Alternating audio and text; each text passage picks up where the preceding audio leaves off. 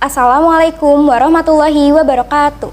Saya Rahma Aulia Ramadhani dari kelas 10 MIPA 7.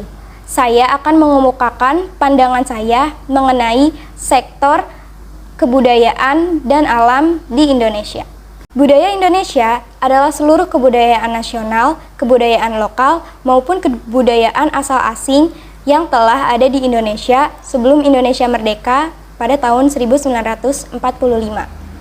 Budaya Indonesia dapat juga diartikan bahwa Indonesia memiliki beragam suku, bangsa, dan budaya yang beragam seperti tarian daerah, pakaian adat, dan rumah adat. Budaya Indonesia tidak hanya mencakup budaya asli Bumi Putra, tetapi juga mencakup budaya-budaya pribumi yang mendapat pengaruh budaya Tionghoa, Arab, India, dan Eropa. Budaya Indonesia sangat berbeda dari budaya Barat, karena ada perbedaan dalam pengalaman, sistem keyakinan, hierarki, agama, pengertian tentang waktu, hubungan spasial, dan banyak lagi. Apalagi dalam Indonesia sendiri terdapat banyak budaya yang berbeda.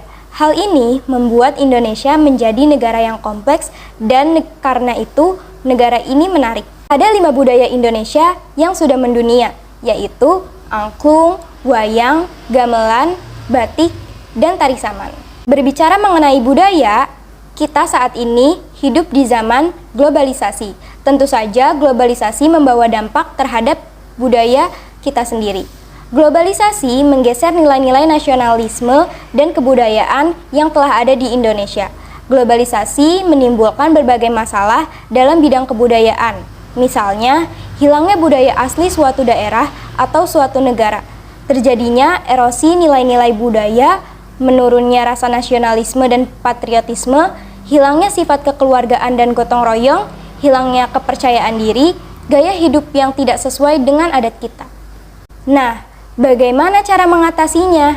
Sebagai masyarakat, kita dapat membatasi lingkup globalisasi yang mana yang harus diterapkan dan yang mana yang harus ditolak. Untuk peran pemerintah, bisa juga menjalankan fungsinya sebagai pelindung dan pengayom kesenian-kesenian tradisional. Selanjutnya, tentang sektor alam di Indonesia. Kekayaan alam Indonesia adalah sumber daya alam yang berbentuk fisik. Kekayaan alam tersebut dapat berupa kekayaan organik maupun non-organik. Indonesia sendiri adalah negara dengan banyak sumber daya alam. Hal ini karena letak geografis Indonesia yang diapit oleh 2 benua dan 2 samudra. Selain itu, tanah di negara Indonesia terkenal akan kesuburannya. Hal ini karena negara Indonesia memiliki banyak gunung api, yang salah satu dampaknya dapat membuat tanah menjadi subur.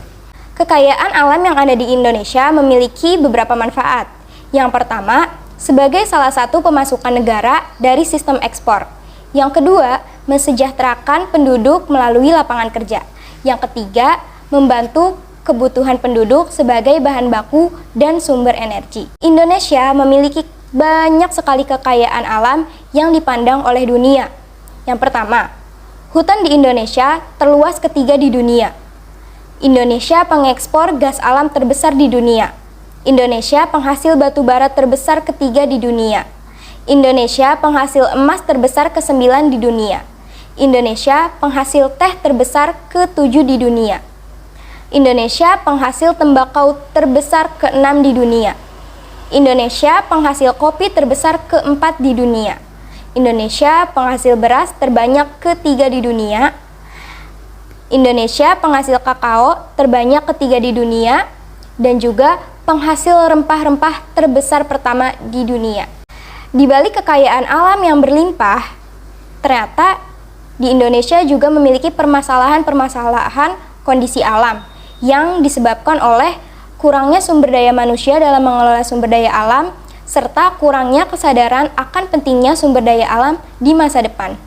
Akibatnya, bisa menimbulkan seperti polusi, perubahan iklim, penipisan sumber daya alam, pembuangan limbah, kepunahan keanekaragaman hayati, deforestasi atau penggundulan hutan.